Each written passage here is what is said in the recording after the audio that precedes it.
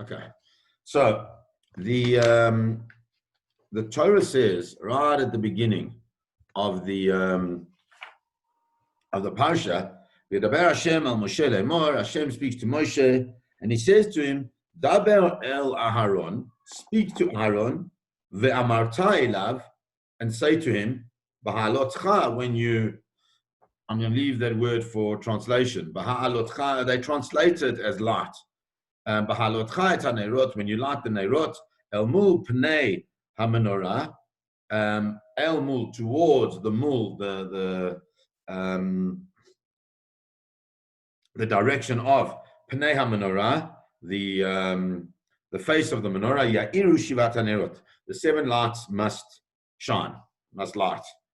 Okay, vayas kain Aaron, el mul pnei ha'menorah, he'alei nerot. That's exactly what Aaron did. Kashet tzivah Adonai Moshe, as Moshe had commanded, as Hashem had commanded Moshe. V'zeh ma'aseh ha'menorah, and then it tells us a little bit about the menorah.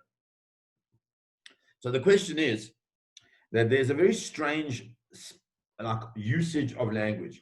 When HaKadosh Baruch Hu speaks, Daber b'nei Yisrael v'amart alehem, and then he gives the din. Why does he say Daber Hashem al Moshe lemor, Daber al Aaron ve'amart elav? Why does it have to be that you must speak to Aaron and say to him? Because the word ha'amarta is a word that we've learned before. Because at the time of Matan Torah, the HaKadosh Baruch Hu says to Moshe, says, Moshe ala Elohim, vayikra elav Hashem min haram, on source number 2, Le'emor, ko tomar leveit Yaakov, v'tagei livnei Yisrael, ko tomar leveit Yaakov, say it to Beit Yaakov, v'tagei livnei Yisrael, and inform, declare it. The word tagei is like from Haggadah, you know, like the Pesach Haggadah. But to tell it over in this way, livnei Yisrael, to Bnei Yisrael. And Rashi says, why does it use the word amirah when it speaks to Beit Yaakov? So he says, Beit Yaakov are the nashim, are the women, and elu anashim tomar lahen beloshen rakah. You should do it in a soft fashion, in a sensitive manner. So really, what HaKadosh Baruch Hu here is saying to Moshe Rabbeinu, excuse me, I've got a bit sore throat. What Hashem is saying to Moshe Rabbeinu is speak to Aaron in a sensitive way. Okay? What kind of way is the way of Amirah? So if you look at the Pirkei Avot, we know everyone knows this, and it's a beautiful concept. B'asara ma'amarot nivra ha'olam, that the world is created. The whole of Bria was done with ma'amarot. So what is a ma'amar? So the Mishnah says that it could have done with only 1 ma'amar, it didn't have to have 10 ma'amars. But the concept of a ma'amar means it's a way of speaking that builds, that uplifts, that is sensitive in that way, and because of that it builds and uplifts, okay, as opposed to any type of other speech that is made. And so therefore we see that what really HaKadosh Baruch Hu is telling Moshe Rabbeinu is to speak Beloshen Raka, to speak in a language that is sensitive, a language that is soft, a language that is gentle. Why? Because in doing so, what is going to happen is that he will build Aaron.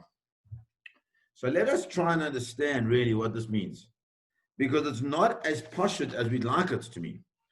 And the Rashi jumps on this immediately. If you look at that Rashi, if you turn over the page, the Rashi on Bamidbar says the following. I'm going to do it in the Hebrew. Lama nismacha parashat ha-menorah le parashat ha-nesiim. Why does the parsha of the menorah come next to the parsha of the nesiim? Why is this such a profound question? So last week's parsha ended, Parshat Naso, with all the nesiim bringing all their different korbanot that they brought. And they bring all their korbanot, and there's a sum total of the korbanot, and we know that the parsha teaches us that every single nasi brought the same korban, and each one had their own specific kavanah l'shem shamayim. In fact, if you look at the Pri Tzaddik explains that that there's a midrash, that the midrash says that each one of the nesiim, each one of the nesiim, they didn't speak to each other before they brought their korbanot. each one of the Nesim on their own brought the same korban, right? Because they all understood that there was a kind of like a meta kavanah that needed to happen within the korbanot that the Nesim were bringing. But at the same time, even though there's this meta, this greater ideal of korban, within each one of the things that they brought, they had their own specific personal kavanah. So that's the Nesim. So they bring, that's the way the parsha ends. So they've brought all these incredible korbanot, and then the Torah speaks about Bahalotcha. All of a sudden, in the middle of everything, Hashem gives Aaron this mitzvah to light the candles. So Rashi says, Lama nismacha. Why is that happening? Now remember, Rashi's got a thing that you don't necessarily have a chronological order in the Torah. Right? So if that's the case, if there's no chronological order, juxtaposition becomes important because it's not chronological. It must have some meaning within the juxtaposition.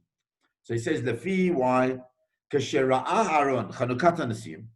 when Aaron saw the Chanukat Nesim, he saw the Nesim bringing their dedication for the completion of the Mishkan. Chalsha az da'ato. Now, the words of this Rashi are amazing. It's the words of the Midrash, but Chalsha were weakened as, at that point in time, da'ato. What is da'ato?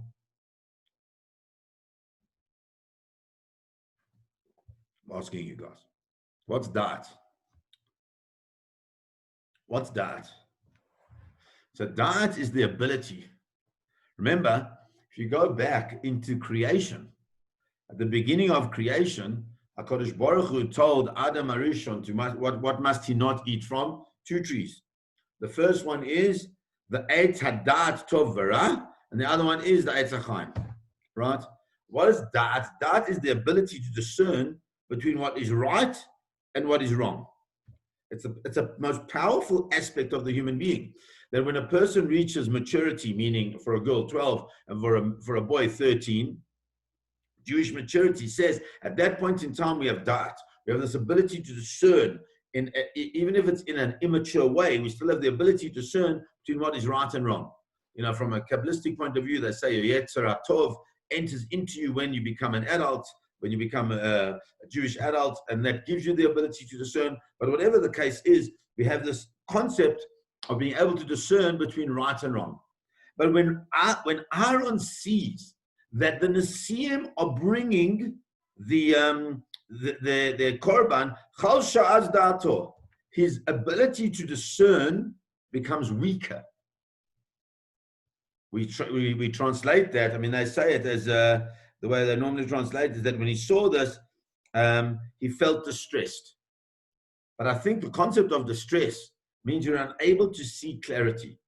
He's unable to see clearly because it hits him on an emotional level.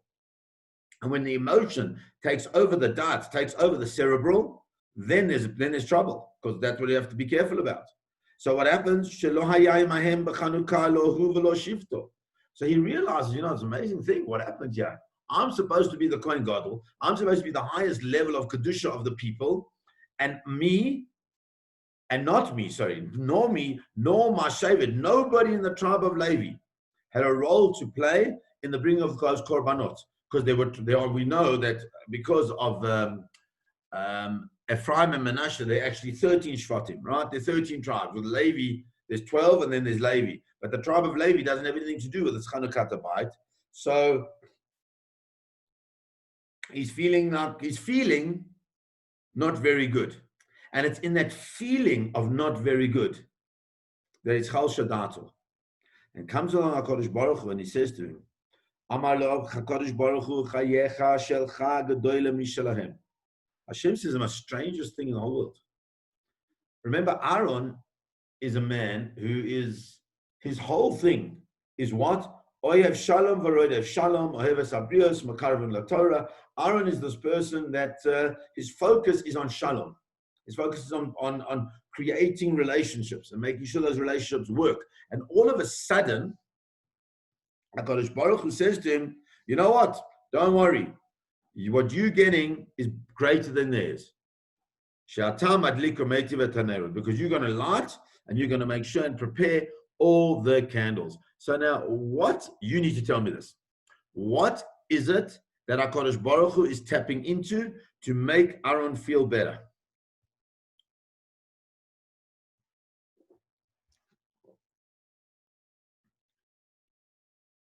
Yours is greater than theirs.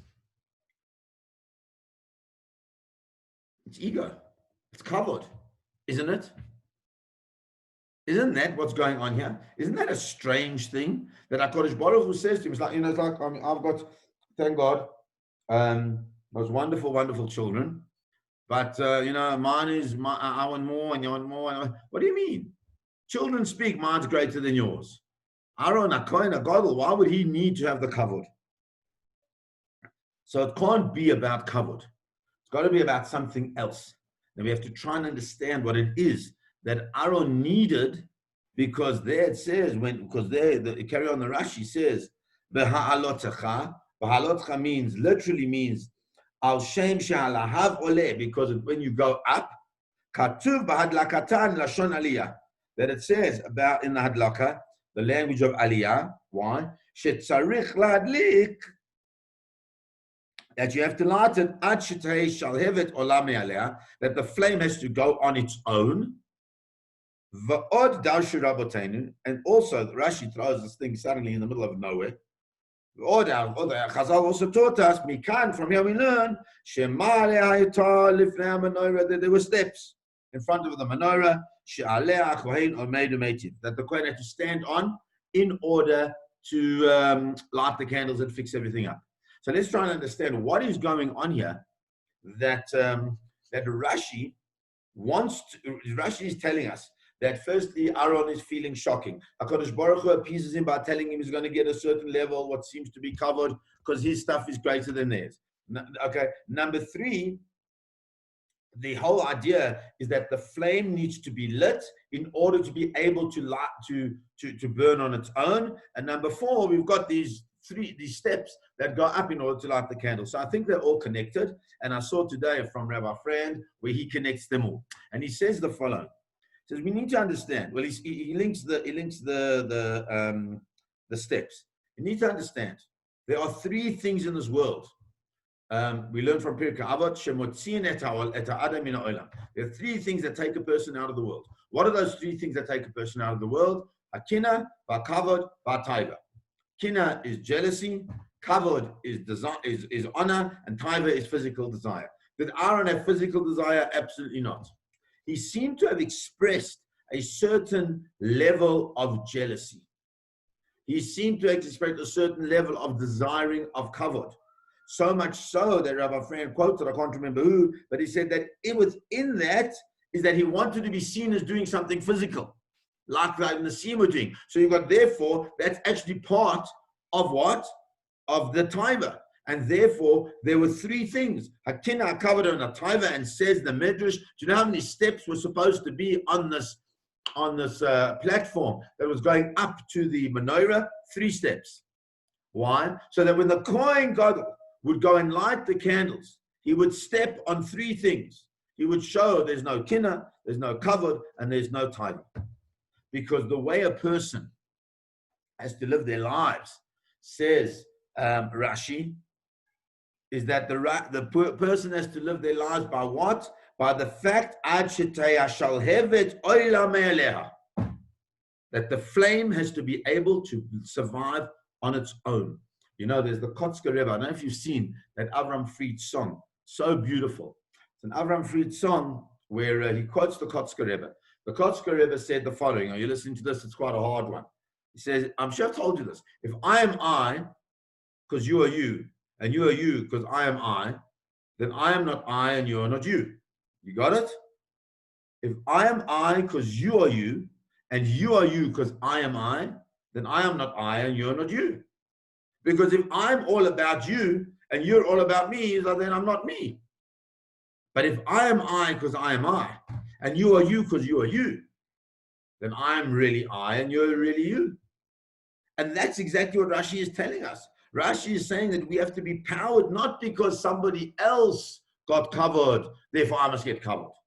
Not because somebody else had a chance to do things that they did. I must do it. Why? because I must do it. Mashal hevet, my flame must must light itself up on its own. And how do you make sure it does that? By trampling on kina covered in tiger. And so that's why that Rashi works, that even though Aaron, when he feels this emotional lacking of the fact that it was a little bit, in inverted commas, unfair, Kodesh Baruch Hu says to him, don't worry, you'll get what you need to get. Why? Because you're different. Because you're a different flame that is going to light on its own. You don't need to worry about what other people. Everybody's going to have their own thing from HaKadosh Baruch Hu. And you, Aaron, are going to get this. So the Orach Chaim HaKadosh, I put it in the English. It was for another shir. It's just easier in English because it's so complicated. Okay, so he says, so his first discussion is around this idea of why HaKadosh Baruch Hu uses the word of speak and to say, and we understand that that Aaron was a little bit jealous. So what I'd like to go is from the line that says Hashem wanted Aaron to know. Hashem wanted Aaron to know that the task of taking the candlestick means the menorah, apart daily, when he could clean the lamps and reassemble them, constitute a daily inaugural. You know, these Nasiim, I mean, these Nasiim with big tzaddikim, Nachshon ben Aminadab, we're talking about the greatest of the great of Am Yisrael. But one thing about them that they didn't do is they brought one big korban, and we never hear about them again, except as leaders. So HaKadosh Baruch Hu says to Aaron, you know what? I want you to understand that you will be doing something every single day that will start the process of avodas Hashem on that day. And therefore, every single day you are inaugurating, so to speak, the Beis HaMikdash, the Mishkan, in effect, because Aaron puts the things together every day. Every time he would light the menorah would be like inaugurating the menorah anew. And the Torah's Kohanim says the following. The word la'alot ner refers to the lighting of the ner tamid. You know what the ner tamid, in Shul we have a ner tamid. You know, it's always there by the Aaron Kodesh. The lamp which is kept burning around the clock. In the event that it becomes extinguished, Aaron will clean and rekindle it once using the fire from the copper altar. We see that Aaron inaugurated the menorah daily, whereas the princes perform only one single inauguration of the altar. So therefore, the expression daber introduces the mitzvah, which was the necessary introduction. The expression ve'amarta describes that Moshe said softly when instructing Aaron that he would put his mind at ease concerning the inaugurational service of the altar he had not been part of. Moshe did this by pointing out the privilege were far greater than those of the princes. So what does it mean? Why is that so important? Because you know why? It's not that Aaron wanted the kavod. It's not that Aaron wanted honor and he was jealous of the Nasiim. The thing that Aaron wanted is he wanted to serve HaKadosh Baruch Hu. And he wanted to serve HaKadosh Baruch Hu as part of this inauguration because he wanted to bring his own special energy into the founding space of the Mishkan. And says the Ribono Shel Olam, Aaron, don't worry. You will have a role to play in the founding space of the Mishkan, stroke Beis HaMikdash, stroke Shul. And every single day when we have to relight those candles, that is you, your children, your grandchildren. They will be part of a consistent space of inauguration. And because they're part of a consistent space of inauguration, that put his mind at ease. And the Kli Yakar tells us something that is absolutely incredible. The Kli Yakar says, and it's so important to us to know this, we think often that the most important part of the Beis HaMikdash were the korbanot. The most important part of the Beis HaMikdash is the busyness of the kohen, shechting the animal and taking the skins off and all the stuff that happened in the public eye that they were busy doing. And people would bring their korban, there was blood and gore and guts all over everywhere, and they would throw it on the fire, and it was an amazing thing. And women didn't miscarry because there was a miracle in the first Beis HaMikdash. Unbelievable things were happening around the korbanot. And we think that the korbanot are the focus. Us coming close to HaKadosh Baruch Hu. Because that's what a korban is. Right? The korban is the representation of me through the animal. It's coming close to HaKadosh Baruch Hu in whichever way, be it a sin offering, and a voluntary offering, an offering of thanksgiving, whatever it might be. But when HaKadosh Baruch Hu says to Aaron, you'll be lighting the candles, says the Kliyaka, what HaKadosh Baruch Hu was telling Aaron, is Aaron understand that in actual fact is brilliant and wonderful and beautiful, that as the korbanot are, that's not really what I want. That's not the ultimate. That's not the holiest space that a person can have. The holiest space that a person can have is in the lighting of the menorah. In the lighting of the menorah, which represents Torah, the lighting of the menorah, which represents truth, the lighting of the menorah, which represents each aspect of the human being, that's really what HaKadosh Baruch Hu wants. And you know how you do it? Not by the fire that came down from heaven in the first Beit HaMikdash. The second Beit HaMikdash didn't happen. When the first Beit HaMikdash, the fire came down from heaven to consume the korban. In the second Beit HaMikdash, they had to light it themselves. But the one thing that happened consistently in the first and the second, and please God in the third, is that a human being lit the menorah. Because for the fire and the passion and the engagement with Torah, that is the most important space of our relationship with HaKadosh Baruch Hu. You need to bring yourself. When you will be the one to cause the flame to rise, then there will be the menorah that will shine. And says the Mea Shiloach, the Ishbitzer Rebbe. The Ishbitzer Rebbe is just something else. I'm going to find him, and I want to put it on the screen because I want you to see it. So just give me a second just to find it. So the Ishbitzer says, most beautiful concept, where he explains that what does this mean? This whole idea of the menorah with the seven with the seven candles. So the Ishbitzer says the following. He says you have to understand that when it speaks about the seven candles and not six candles, because you know there was the seventh candle was the one that was always lit. What does it mean that they all have to be lit? He says because all the candles were focused on the middle candle. Why? Because even though a person may have kavanah l'shem shamayim for the sake of Hashem, you have to understand and you have to discern. We have to make sure we understand what in fact is the desire of HaKadosh Baruch Hu. That's the seven candles. Because it's all very nice to have all these different connections to Hashem, but there has to be one ultimate driver, and that is the kavanah, the Shem Shamayim.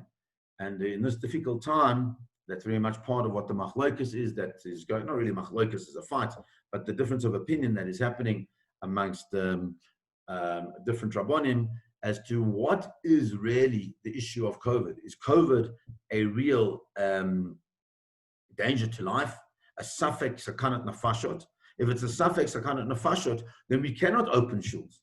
If it's a doubt whether it's really going to affect a person's life, we can't open shuls. Because why? Because that's not what Hashem wants. Hashem wants us for chayim. He wants us to live by it. And if it's not really a safek sakanat nafashot, so then we should be opening shuls. And that's really a deep tension that is happening within the community and in fact to the world today, all around how we daven and what we should say. But if we look carefully at the end, comes along the Ishbitzer, the Mei Shiloach, and he says, if you look carefully where I'm annotating now, it says, "V'taheh libeinu la'avdecha be'emet." These are the words that we say in our davening. We say that every Shabbos, and we say that every Yom Tov. We ask Hashem to purify our hearts to serve Him be'emet, with truth. Says the Ishbitzer, ki av shenemar la'avdecha, even though we ask Hashem to help us serve Him, but if it's not emes, if it's not absolute truth, then you know what? It's not avodas Hashem, right? Because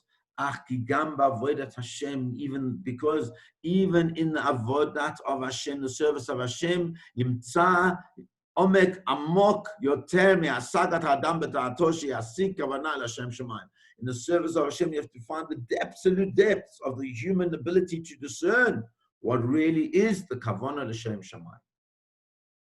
Because sometimes a person finds that they're striving for great chokhmah, they're striving for great things, they're striving amazing things, but there's a tiny bit of sichlut, there's a tiny bit of foolishness, which is not totally the Shem Shemaim. And that's chaser, that's missing. So therefore, what the Ishbitzer is saying to us is that in our avodas Hashem, in our service of HaKadosh Baruch Hu, we have to go back to the lighting of the candle. When we are the ones that are going to light those candles, that the shalhevet, that the flame is able to burn on its own, then, and only then, right, have we really achieved the ability to find our greatness burning on our own in a true L'Shem Shamayim. Have a beautiful Shabbos.